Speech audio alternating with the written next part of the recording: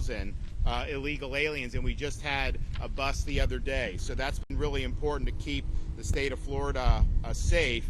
We've also done things like ban sanctuary cities. We've ensured that there are no ID cards, of course no driver's license, but any ID cards to illegals. We've increased penalties on illegals who operate motor vehicles, and so we're proud to have been a leader in that even before the Trump administration took in. But then when that happened, we sprung into action on our state agencies doing these 287G agreements with Department of Homeland Security. That basically allows us at the state level to be working in tandem on immigration enforcement. And that wasn't true under the Biden administration. I'd have Highway Patrol, they'd pull over illegal aliens, and then they'd have to call ICE, and ICE didn't want to deal with them, so they basically had to release them back into the community. And so now they have the ability to bring those folks and process them for immigration enforcement, which I think is something that's really, really important. We, of course, called for a special session of the Florida legislature at the beginning of the year, saying, hey, this is our moment. This is what we all campaigned on. Let's get it done. And, you know, we had some pushback on that initially. I think some of these guys, they didn't want to follow through on their campaign promises. They even sent me a bill that would have made things like Alligator Alcatraz and Operation Vigilant Sentry illegal in the state of Florida. Of course, I vetoed that. Blaise Ngolia was in the Senate there, and he was very much standing on the side of the voters that sent us here, and he opposed that sanctuary bill. We ended up getting good legislation passed that all state and local agencies in Florida to participate in immigration enforcement efforts. And so that really began in earnest months ago, and it has had a lot of success. But the one thing that we were running into was that DHS just did not have capacity to be able to hold and process these illegal aliens prior to deportation. We were using some of our sheriffs were using some of their local facilities. We would do what we could at the state level, but there was a huge need for additional capacity. And obviously they had a rough 4 years under Biden, really letting the agency wilt in ways that it was never intended to do. So we were asked, hey, if there's any way you can help with this, this is what you want to do. So the site here at the Dade-Collier Airport in the heart of South Florida was a unique opportunity because while it was an existing footprint with a massive runway, it was something that was not necessarily full or being used all the time. And so we were able to, under Kevin Guthrie's leadership, within record time, create a facility that could support intaking, processing, and eventually deporting these illegal aliens. And that's important to deport from Florida, but obviously from the United States as well. So we have capacity now for a couple thousand. We can expand that as demand is there. And we're looking forward to being able to do that. I know that the administration has called on other states to follow suit and expand this type of capacity, and I would just reiterate that call. I think it's important. I think it'll make a difference. And so we're here today to say, you know, this was never intended to be something where people are just held and we just kind of twiddle our thumbs. The whole purpose is to make this be a place that can facilitate increased frequency and numbers of deportations of illegal aliens, and that is the goal. And one of the reasons why this was a sensible spot is because you have this runway that's right here. You don't have to drive them an hour to an airport. You go a couple thousand feet and they can be on a plane and out of here. So I'm pleased to report that those flights out of Alligator Alcatraz by DHS have begun. The cadence is increasing. We've already had a number of flights in the last few days. We've had hundreds of illegals have been removed from here, and you know the federal government has a process of how they eventually do, and they've done it different ways on some of these different flights. But the reality is this provides an ability to enhance the mission to increase the number and frequency of deportations. And so what's been done here has really been remarkable. There's full ground-to-air communications from the airfield There's air tracking radar capabilities on site, securing all access ports to the taxiway and runway on aircraft arrival. That happens. You got 5,000 gallons of jet fuel on site. You got runway lighting. You got everything you need to be able to do that. This airport is able to accept commercial-sized aircraft and conduct both day and nighttime operations. And so that's what it's all about, to be able to help process and remove folks that are legally in the state of Florida and in the United States of America. So we look forward to this cadence increasing. One of the things when the president came and visited that he approved was deputizing state officers, including National Guard judge advocates, to be immigration judges. And the vision is to just have them on site. You can move forward with the processing very quickly and increase the numbers. And the flow would be there'd be a high turnover rate here because you'd be constantly doing that. We're working very closely with the Department of Justice. We have not yet had any approval for anybody to be able to come down here and do that. But we do anticipate that happening very soon. And when that happens, you're going to have an availability of a lot of folks to be able to be ripe, to be able to be removed and ultimately sent back to their home countries. Now, I've also pointed out we've been supportive of the efforts that if somebody is earmarked to come here and they would choose to simply voluntarily deport. Now, they're not just going to take your word for it. They're going to take you, chaperone you, make sure that you're on that aircraft and that you're landed in your home country. But there is resources available to do that.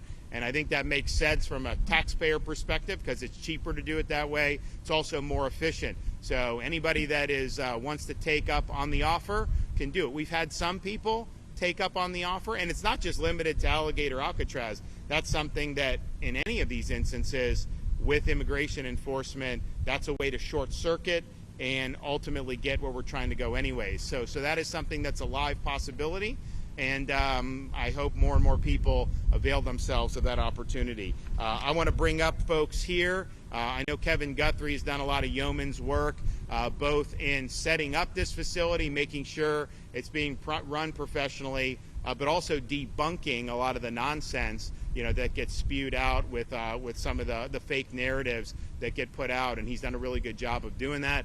Clearly that you have something that's professional and that's meeting very high standards. So Kevin, why don't you come ahead and let her rip. Thank you, Governor. Thank you for being here this morning. Thank Governor DeSantis for his leadership and dedication in doing what's right for the state of Florida and the United States of America. Florida has been able to act decisively and deliver results due to his ongoing support for law and order. Florida is a law and order state. Florida knows how to respond to crisis. We specialize in response and recovery, acting fast, and most importantly, logistics management. That same speed, precision, and discipline has been applied here at Alligator Alcatraz. When Governor DeSantis called on us to lead this effort, we brought everything we've learned from hurricanes, severe weather, large-scale activations to the table and made this happen. The focus of this operation has always been and will always be fulfilling our mission, upholding the law, and delivering results. This facility was built and operational incredibly fast and has now grown to have a capacity of 2,000 detainees. Our team continues to work to increase its capacity of the facility, which will eventually hold 4,000 detainees. As our capacity increases, we continue to identify contingency plans to ensure we are ready for hurricane season. I know that I've taken a little bit of heat in the media that the EM guy is not taking care of hurricane season. That is absolutely unequivocally false. When we have 1,000, I need to make sure we have room for 1,000. When we go to 2,000, I need to make sure we have room for 2,000. And yes, I may have visited some facilities in the state of Florida. Why? Because this facility, as I've said on the record, can withstand category winds of up to category 2. But there's a category 3 and a 4 and a 5. And I hate to talk to you so elementary, but unfortunately we have to break some things down into simple building blocks for other people. Category 3, 4, and 5 is greater than and not equal to a Category 2. When we have that situation, we will have to do an evacuation. And it's incumbent upon the Florida Division of Emergency Management with our law enforcement partners to be able to take care of that. So yes, we're constantly looking at what we can do based on need when we get to a certain level where we're going to go. And I promise you that the hurricane guys have got the hurricane stuff covered. I promise you that. I'm sorry, I'll get back on track now. Again, just in case you forgot, we are number 1 in the nation in emergency response and recovery. And that includes everything from evacuating detention facilities, jails, and hospitals, should that need ever arise. Our on-site and services include hot meal service 3 times a day, not gray turkey, by the way, full medical care, including 24/7 clinic and pharmacy, indoor and outdoor recreational space, laundry, legal, and clergy services, air-conditioned detention housing units. Again, I've said in the past, and I'll say again, either meet or exceed the higher standard, whatever that is, whether it's Florida standard or national standard, we meet or exceed the higher standard. The security infrastructure includes over 28,000 feet of barbed wire and fencing, nearly 300 security cameras, a trained force of over 400 security personnel, including an additional 200 National Guard. Additionally, this facility is surrounded by miles and miles and miles, I believe it's 39 square miles, of natural buffer, turning what was once just a taxiway that saw up to, this is another stat for you, up to over 100 flights a day as we have issues with the environment. All of a sudden, governor is tearing up the environment. There were over 100 flights a day coming in and out of this facility. There's much less than 100 flights a day coming in and out of this facility now. With the airstrip infrastructure already in place, this location has made it even easier for us to coordinate deportation flights directly on site. None of this would be possible without the commitment of Governor DeSantis. His proactive stance long before this project broke ground, coming up now on 3 years, Florida will not be passive bystander when it comes to border security and public safety. This is what leadership looks like, ladies and gentlemen. Leadership is an action verb. It's an adjective, but it's rooted in an action verb. In closing, as we make our way through hurricane season, this facility serves as an example of state capabilities and coordination. Under Governor DeSantis' leadership, Florida continues to lead the way, not just in emergency response, but in operational excellence and readiness on every front. Governor, as always, thank you for the opportunity to lead under your direction. Okay. Good morning, everybody. I want to thank everyone for coming. My name is Gary Ripp. I'm the Field Office Director for ICRO here. And again, I want to thank the Governor, and I want to thank the great executives behind me. We face a monumental task, and we have faced a monumental task of righting the wrongs of the last administration. And how we're doing that is through a whole-of-government approach. Everything you see out here is a whole-of-government approach. It's all state, local, federal partners working in unison, working as one, to resolve the problem of illegal immigration in this country. We've done that through this facility, and we'll continue to do that utilizing this facility. Again, it's the governor's vision, and it's our determination to make that happen. We've already started to facilitate that this week. We've had 2 or 3 removal flights, and we'll continue to have those removal flights. Up to 100 individuals who are illegally present in the state of Florida have already been removed from the United States. And again, we will continue to do that and utilize this facilities to the fullest potential. Again, I thank everyone for their time, and I thank Governor DeSantis for his vision and his leadership. Thank you. Thanks. Blaze. Good morning, everyone. Blaze Golia, Chief Financial Officer of the great state of Florida. First, I want to acknowledge and thank President Trump for everything that he is doing to make sure that he is stopping the stem of illegal immigration coming over. And I want to thank our great Governor Ron DeSantis for everything that he is doing. He has basically led on this issue since day one. And we would not be here today. This facility would not be here today if it was not for the governor leading on the issue, because the Governor DeSantis knew the enormity of this problem that was created by the Biden administration, And we knew that somehow we were going to have to get all of these criminal illegal aliens out of the United States so they don't commit any further crimes. And the ones that are in here, illegal immigrants, we're going to have to do something with them. I know people have been saying, well, is this the right thing to do? What about the cost? We have always been talking about the cost of illegal immigration, and the taxpayers are going to bear the cost of it.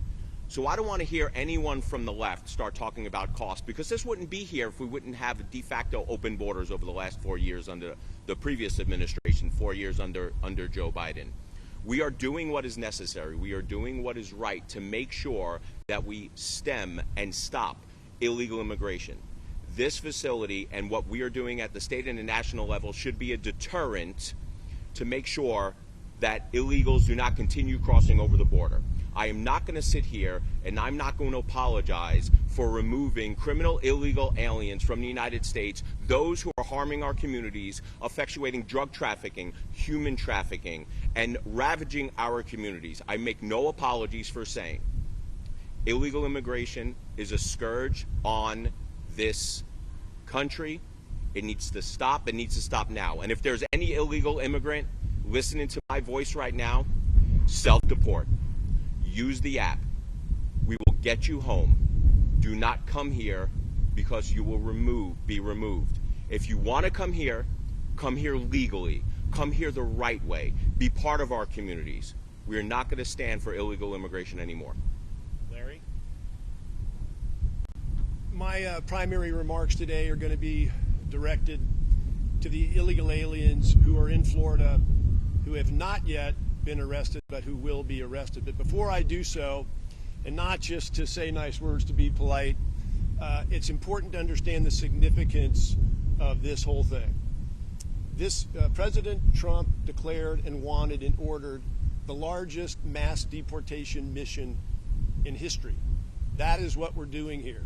And what's very special and very unique about this point in time is you have the genius and mastery of a Kevin Guthrie and his team, and it is a team, it's not just him, at the Division of Emergency Management, who is the best in the world at doing things fast, with a sense of urgency, in an environment of high pressure and high stakes.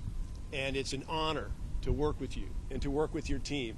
And what he brings to this, in addition to his skill set, is doing things with a sense of urgency. And that is a trait that I will say, Governor, with all due respect, is one that I know you value, and I value as well. Then we have combined with that, who I believe the person who has been chosen by the Department of Homeland Security to be the one that I joke with him and I say was sent to Florida to run all the federal immigration enforcement operations in Florida. I joke with him, they sent him to the best state, the state that's the most effective. The state could, quite frankly, do most things on its own.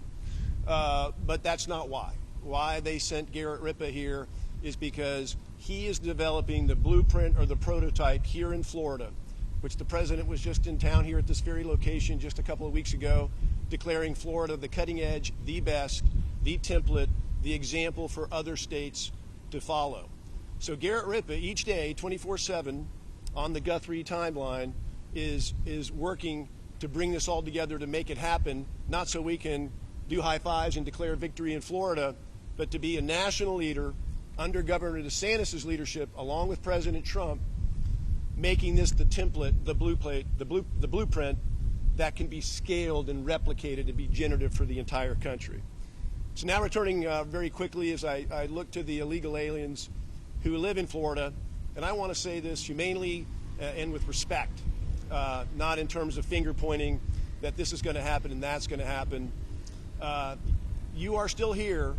Implicit in that is the notion that you are aware of DHS Secretary Kristi Noem's CBP home platform. It's an option for you to self-deport, to have your flight home paid for, to receive $1,000 when you arrive back in your home country, and very importantly, for you to be eligible to return to this country in the ordinary course the right way, the lawful way. But it's critical to know, and not said enough in my opinion, is that if you put that off thinking you can take the risk and it might turn out well for you, you should think again. Because if you are arrested and you come to a place like Alligator Alcatraz, you are not eligible for CBP home. You're not eligible for that.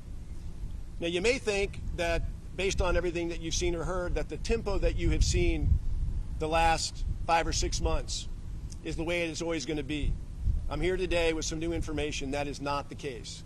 There's two very, very significant things that you need to know about that. Here in Florida, we've been leading all the national numbers with regard to immigration arrests for months. And that is largely to the credit of the Florida Highway Patrol, who's had 1,800 Florida troopers out with their universal jurisdiction throughout Florida, not just on the highways, leading the country, making arrests.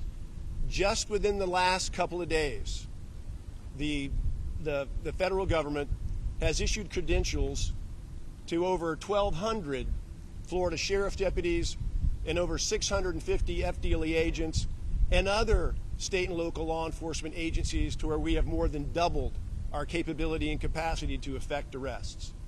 That tied together with us getting good, practicing, getting muscle memory, and making things happen, I strongly suggest to you, is it is a new day each day as we go forward now. Don't look back on where we've been. There will be a surge of arrests, and what you see here at Alligator Alcatraz and what's to follow on detention capacity will be here to meet that surge.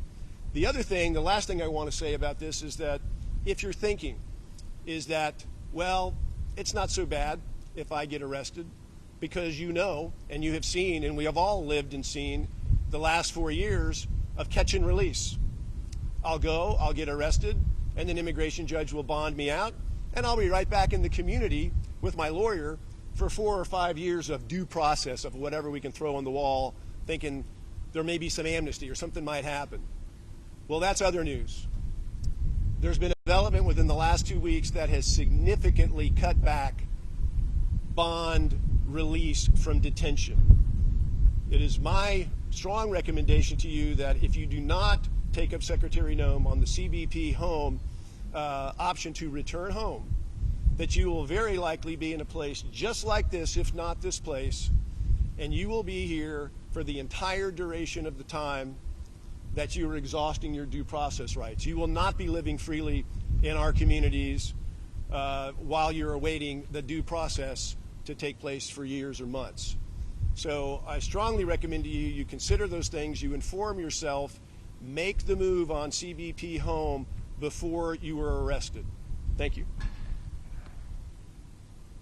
And so the flights are going. I think the cadence is going to increase. I think you're going to continue to see the numbers really go up dramatically. And then as there's demand, we can expand the footprint here to 3,000. And then we can do Camp Blanding. And I said we've always been ready, willing, and able to do that. I don't want it to be something where illegals are just being like stored there and then just kind of sitting. I want it to be where illegals are here, there's an aggressive processing and an aggressive deportation schedule. That's what you're seeing starting to occur here down at Alligator Alcatraz. And when there's demand for that beyond here, up there, then we're happy to be able to respond accordingly. And so we look forward to the increased cadence. We look forward to hopefully being able to get the approval for the immigration judges to be on site here. And we've offered different personnel that are doing. We're working through different issues because there are logistical issues involved. But President Trump was very clear. He wants to see a force multiplier with respect to the immigration adjudication process, and he wants to speed it up, and he wants Florida to play a role, and he wants the DOJ to approve a way forward there. So we stand ready, willing, and able to help with that, and it's all about just realizing the vision, fulfilling the mandate with what people want. They want the border secured, which has been done very well. But they also want to have legal workforce. They want to have the rule of law. They certainly don't want to have massive costs imposed on their communities because of waves of illegal immigration. So this is our chance to finally solve this problem once and for all. Florida's playing the leading role amongst the 50 states, and I don't think there's anyone that's even close to doing what we've done. Okay, we have any questions?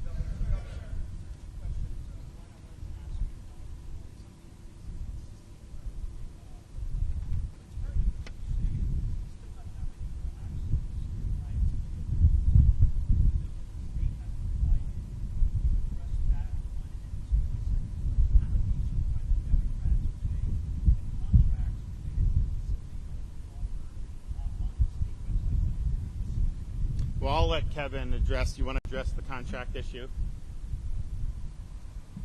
So, and we happen to have the CFO with us today, and he and I were talking about this earlier. The contracts not being on the website is false. What our staff ended up doing was we actually put proprietary information on the website. We have competitive contracts. We are encouraged to do competitive procurements. And by the way, there's not a single sole source contract at this site. Now that you got me riled back up again, sorry about that. Everything here has been competitively bid off of master contracts that went to competitive procurement a year, 2, 3 years ago. So what happened was our team put the actual detailed line item PO that then now every other competitive contractor can see what their rate is. So we took that down. We've replaced it with summary sheets on the actual amount that they've been given. So that's what's happened there. What about the legal? Oh, and the legal issue. Legal issue, my understanding, my attorney has told me that she has worked out the issues, and we should have our first set of on-site legal representation no later than Monday. And we are scheduled, I'm looking for my guy, we're scheduled to go with that almost 24/7 if we need to. So the space that we have, we can do those meetings all day long, 24/7, 365. But we had some technology issues. We have now worked those things out, and we should be starting that on Monday.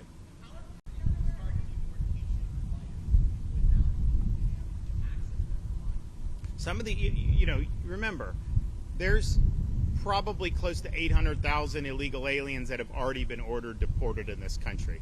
Florida, we have at least 50,000, 75,000. I mean, so the idea that somehow, you need some elaborate process in some of those situations, it's just not factually true in terms of the law.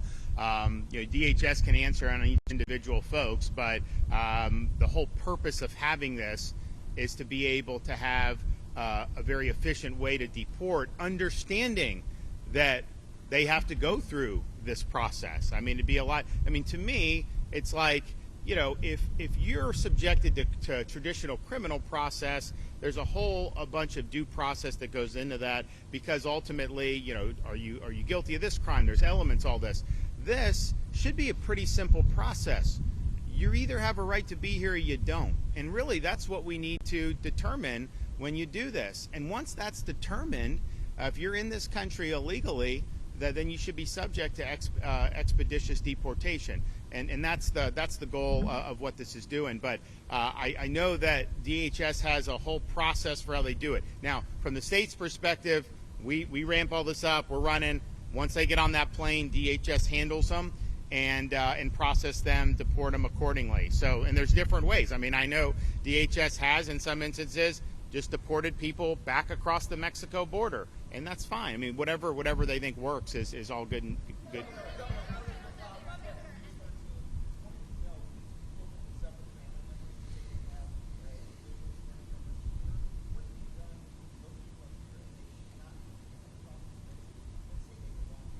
Well, I'll refer that to DHS in terms of how that. I can tell you, DHS is sending people who they absolutely believe are here illegally and are subject to deportation, right?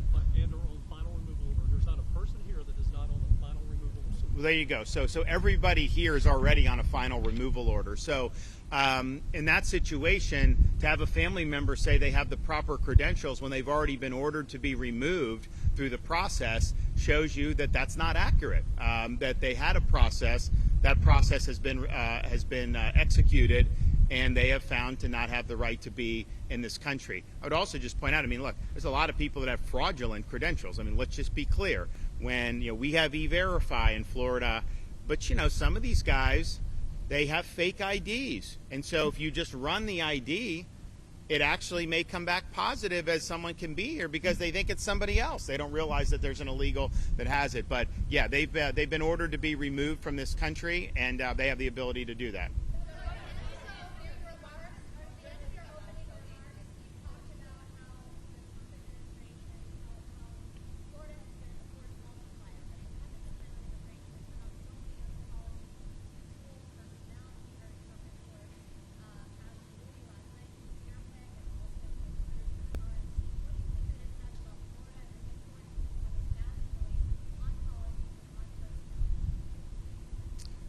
Well, I think the issue is Florida's led the way for years now.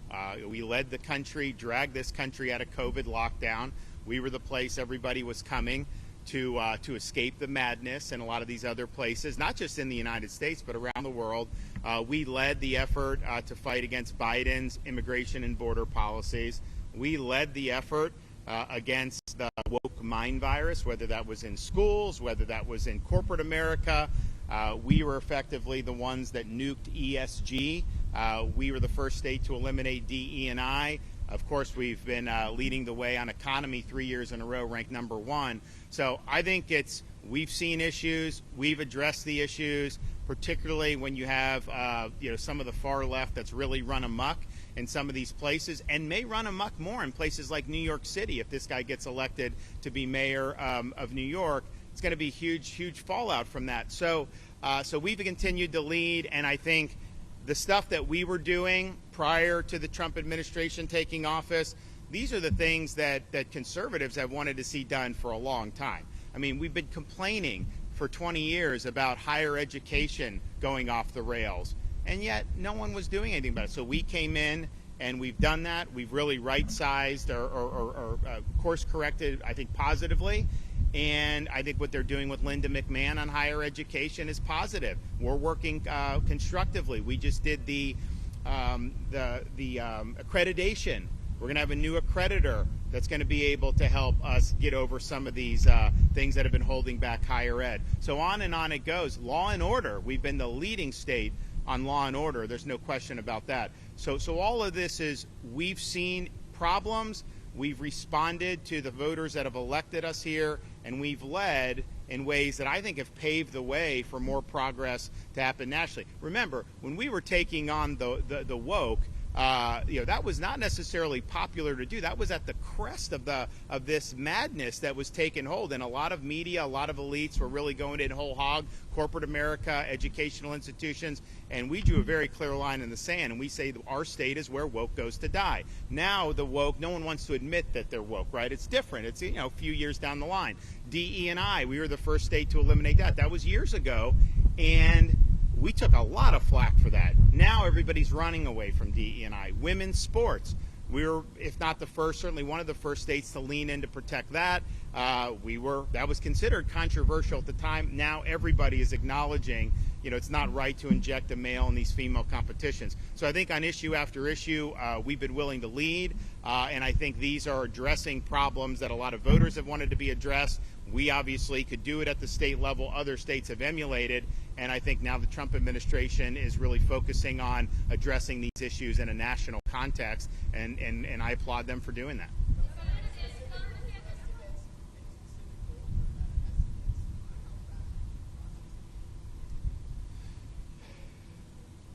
Well, if you think about it, I mean, we have 50, 70, 80,000 illegals that are on final orders of removal already in Florida at a minimum, right? And so, we would love to be able to get that cadence going very quickly to where we burn through that expeditiously. Then some of the others that are still going through some of the process, we want to be part of helping supplement that process with our personnel to be able to move that back quickly. But I mean, if you look at the numbers, I mean, obviously the deportations that have happened nationwide so far, and ICE has been understaffed, is not scratching the surface of what would need to be done to get to where you have the largest mass deportation in history, and where you're even just addressing the Biden people, right? So you got to increase that tempo. You have a limited amount of time to do it, and I think we've got to assume, we've got these 4 years under the Trump administration to really get the job done.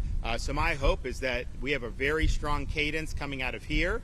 If the cadence is strong and it justifies us going up Northeast Florida and establishing a footprint at Camp Blanding, we will do that. But for us, the reason why we're in this is because we want this tied to helping DHS remove these folks. That, to us, is the critical element that we want to see done, and then I think, quite frankly, the voters want to see done.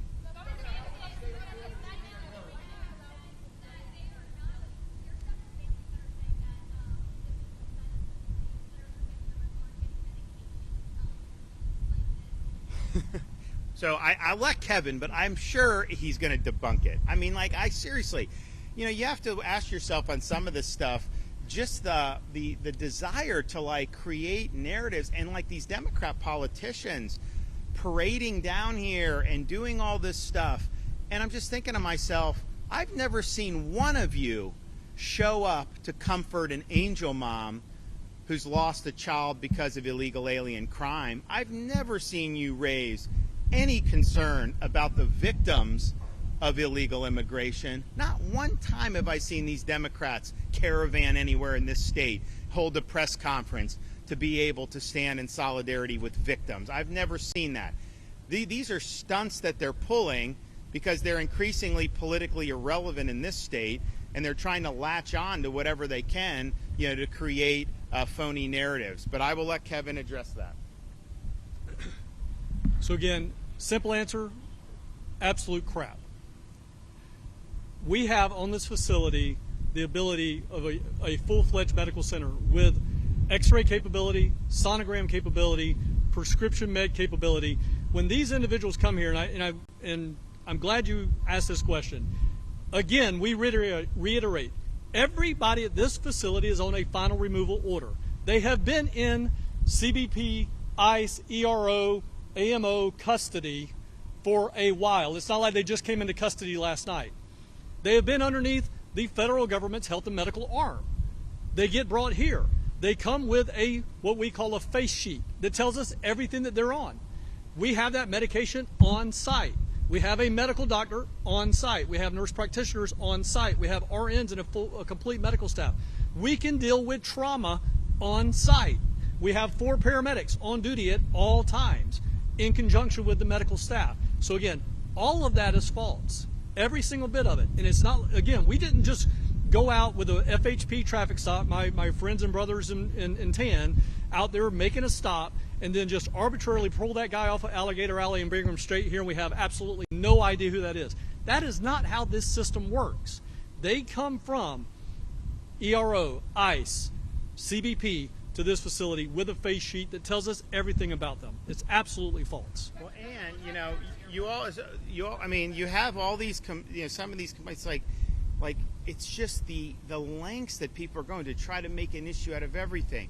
There was one report, one of the illegals said that his ham sandwich was cold. And I'm thinking to myself, you're entitled to toasted hoagies? First of all, Jimmy John's is one of the most successful sandwich places in the country. They didn't have any toasted subs until very recently. They had only done cold subs, and it became a massive success, financial success. Now they do offer toasted subs. I don't think they do cheesesteaks. My kids like the cheesesteak from Jersey Mike's, but be that as it may, to say that the AC's on too much, it's too cold, or this or that, at some point it's like, good grief, just acknowledge the fact that what Kevin and these guys done has been a Herculean effort to get this up, that they are meeting or exceeding every state or federal standard, whichever's higher, and that this is, in fact, a force multiplier to be able to assist with the removal of illegal aliens from the country. And that's what it is. And so they've done a really good job on this. When I see this stuff, I don't even have to ask him, because I know, I know that there's that you're not being told the whole story. And I think it's also interesting that there's folks in particularly corporate media. You'll have a criminal alien ordered to be deported, has committed criminal offenses in addition to immigration, and he will just assert something, and that will be reported as fact with no corroboration. It's interesting. You'd never say if somebody that was on law enforcement just asserted. You would always ask questions, and you would do that. But somehow, with the criminal alien, you'll just accept that. And why? Because it fits the desired narrative. That's why people do it.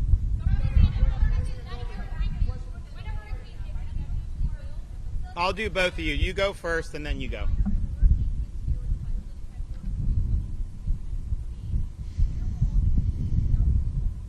It will depend on the path of the storm. So Kevin has contingency plans.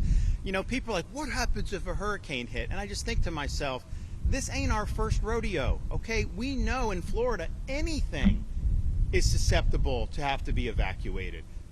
And there's some areas that may be a little bit more vulnerable, but there's not a single place in the state that you would be totally immune from having any impacts of hurricanes, but it also depends on the shape of the storm, the trajectory of the storm. So they have that built out, and we do this in different contexts. We do it in the corrections context and have done it in the corrections context. We also have to redeploy first responders. So for Hurricane Milton, we were staged at Tropicana Field, home of the Tampa Bay Rays. It's a convenient, very efficient place to do it.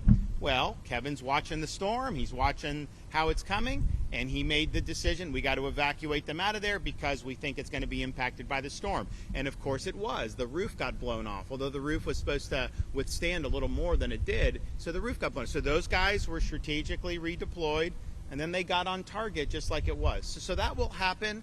There'll be accommodations that will be made that's accordingly. This stuff, though, can withstand non-major hurricane, Cat 1, Cat 2. Doesn't mean you can't have it. Now, the more interior you are, you guys who've covered hurricanes know when it hits land, it does slow down.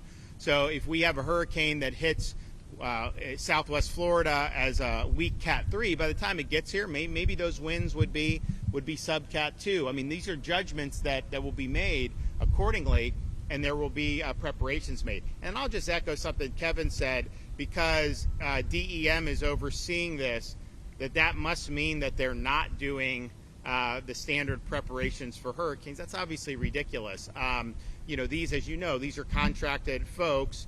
There are DEM personnel who are helping to coordinate, but we've got massive resources that are on standby in the event that we have additional major weather events. And I'm hoping that we don't. And I always tell people we've had 6 majors in 7 years. We deserve a break remember, we had 10 years. We didn't have any recently. Wouldn't it be great to get another 10-year stretch? And I sincerely hope for that, but I do not expect that or plan for that. We have to plan as if we're going to have more events this year writ large, even apart from Alligator Alcatraz. But if you had like a Hurricane Michael trajectory, you wouldn't need to evacuate anybody from here. If you had a Hurricane Irma trajectory, then you'd probably need to make some accommodations. And so these are things that these guys will watch. They have contingency plans. There's not one specific place where they will go to, because you don't want to evacuate people into additional storm.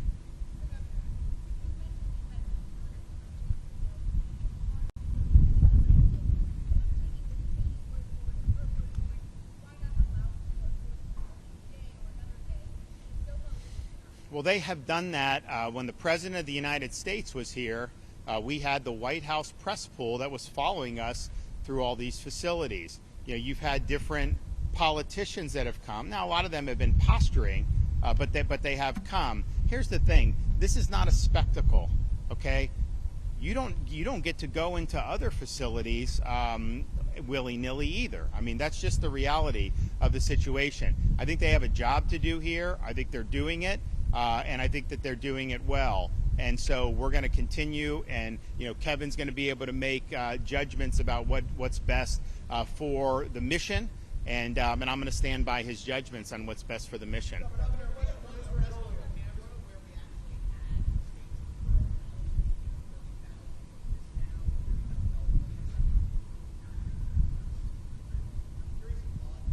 Okay, but respectfully, and where are you from? Okay. How many illegals have been apprehended by state law enforcement? Thousands and thousands. Do you honestly think we could underwrite a $30,000 check for each illegal that was apprehended with those massive numbers? Of course not. Of course not. So I'm not sure where that's coming from. I can tell you that I worked very hard to get pay increases for Florida Highway Patrol in this year's budget. I wanted 25% for experience. We didn't get quite that much, but we did get a significant, and we'll probably work more. No, but the idea that you'd get $30,000 for every illegal, that wouldn't even be cost effective. So I'm not sure where that's coming from. Same as you would through any FEMA reimbursement.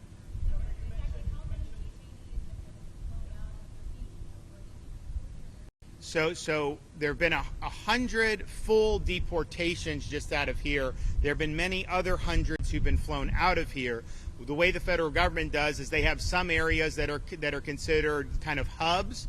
And so I know some flights have gone to Louisiana, and then they will go from Louisiana. And it makes sense logistically because, if we've got a plane full of people here from a variety of nationalities, if you go to a central hub, then you can pool the nationalities, one flight to one place, another flight to another place. So that's what we're doing. But there have been 100 folks that have fully been deported, and there have been many hundred that have been exited this facility and are en route to be deported by the federal government. And look, I think a lot of people getting them out of Florida is a huge thing.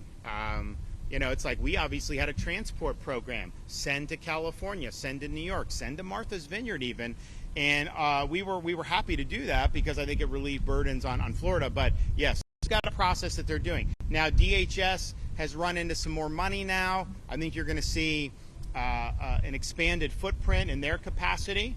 I think you're going to see an expanded detention footprint in their capacity. And I'm all about, people say, why are you getting involved? Because we need it. That's why I'm getting involved. If DHS had 100% capacity to handle and process 100% of the illegals, then I'd be happy to just say, you know what, we've got other things to be doing. But we're needed in this fight now.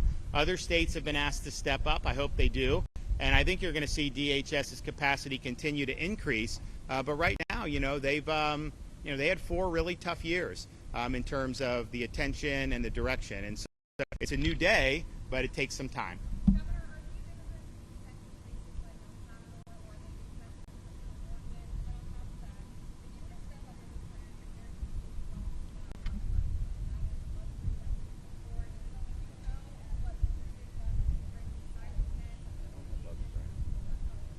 Well, one, I don't have bug spray on. I know people have it or what, but so on the deportation, look, that's a question for DHS. As I said, they've got processes that they go through. They can do a direct deportation from here. They can do to one of the hubs, and then the hub can take them. And I know that they have used El Salvador. I don't know that anyone from here has gone there yet. But so I just can't answer that. But I think DHS could answer that. Okay, who has a question? Who hasn't asked one? Yes, ma'am.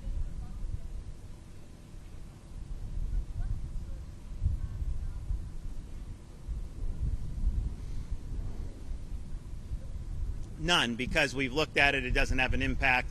As Kevin said, there were hundreds of flights going in here, training flights. There are less flights now doing that. Everything that you see built is on the existing infrastructure, so it's not going to have an impact.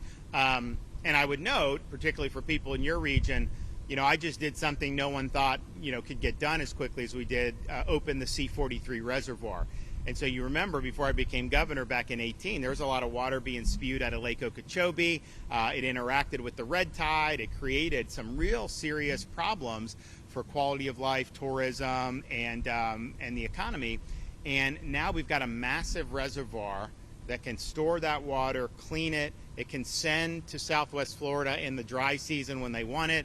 And that is a huge, huge thing. So the number one environmental issue that was present in 2018, this stuff being spewed in from the lake, we addressed it head on and have completed this massive infrastructure project. And if you also look at the hydrology of the Everglades, what I said was, we got to have water flow south as nature and God intended.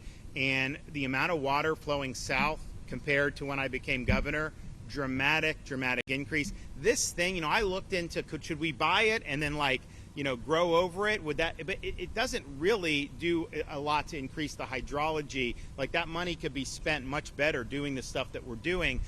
So there's not going to be an impact here. But even if this wasn't here, if I had to pay money to mothball it, I think that money would probably be better off doing the pump stations like we're doing at the EAA reservoir that the Army Corps has given us responsibility over. So that's going to be bid on and procured. We're going to move forward with that. So all those things I think are very important. But this has been huge success that we have had with Everglades restoration. We're continuing the momentum. This delegation of authority that we announced down in Marco Island last week, huge deal for the state of Florida. They were looking at the federal share being done 2034. Now it's going to be done 5 years earlier because the state is being given resources to be able to go forward and do this. And so it's been a huge cornerstone of what we've done. The progress is undeniable. This is not, anything that's impacting. In fact, there are less flights as a result of what we're doing than there were before that. Okay, they truck it out. Yeah. There's no sewer or any. They just truck the waste out. They bring in potable water and they do it. So, look, that's more expensive to do. That's more cumbersome. But we weren't willing to do this facility if we weren't managing that in a way that was not going to have impacts. And so that's what we're trying to do. So they're running these things out of here all the time. And I think they've done a really good job doing it. And they're basically, this existing concrete is what they're using. I mean, you look, there's like grass in the interior here. Like, honestly, there'd be no reason that you couldn't use that's not going to affect the Everglades. But they're not even using that. They're literally just staying on the concrete. So I think it's been a really incredible footprint that they've been able to do with this.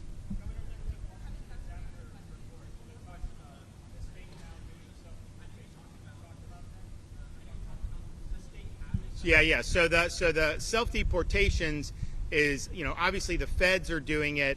We're willing to do it as part of this FEMA reimbursement as well from here. Now that's got to be supervised because some of these people, we're not just going to like, hey, take a ticket. See, no, they're going to be escorted. They're going to do that. But when and so we've done. How many have we done? We've done it not from here necessarily, but statewide. We've done it. 20-something. Yeah. We've done like 24 self-deportations that have been funded. But any self-deportation out of here, if we pay for the ticket, that is subject to FEMA reimbursement, we believe. So we're happy to do that. I think it saves money. Honestly, it saves the state money because there's a lot of burdens that get placed, when you have this many folks doing it. So we'll keep providing updates on this. I think you're going to see the cadence on these flights start to pick up. Obviously, honestly, to get to where we were at the beginning of this month and now have flights leaving already with a facility that's been built out. That's incredible. It's incredible work by Kevin Guthrie, incredible cooperation with DHS and the Trump administration. A lot of hard work has gone into it. So thanks for everybody that's been involved in this. This is making a difference. This is just the opening stage. You're going to see this really ramp up, especially given DHS's infusion of cash. And particularly all those illegals that are already been ordered to be removed, we need to get that done. I mean, the rule of law really depends on it, and the vitality and safety of our communities depend on it. Okay, thank you. Gov, where are we headed next? I'm going to go in a side here real quick.